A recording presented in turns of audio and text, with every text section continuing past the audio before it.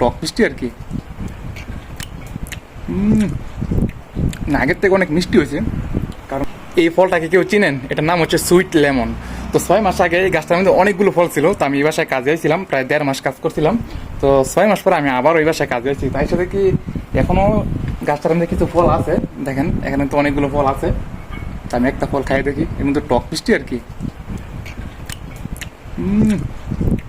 না, আগের থেকে অনেক মিষ্টি হয়েছে। কারণ অনেক দিন ধরে গাছে গেল সেই ফলগুলা। ওই পাশে আর অনেকগুলো আছে, মানে যেগুলো কাঁচা ছিল ওই ফলগুলো এখন পাকছে আর কি। মানে 6 মাস আগে দেখে গেছি ওই গাছে এখনো ফল আছে, তার মানে এই ফলগুলো সহজে পড়ে না। এখানে কিন্তু প্রচন্ড পরিমাণে বাতাসে আসলো কি গাছ থেকে একটা ফল পড়ে না। না, আগের তুলনায় এখন অনেক মিষ্টি হয়েছে আর কি ফলগুলো।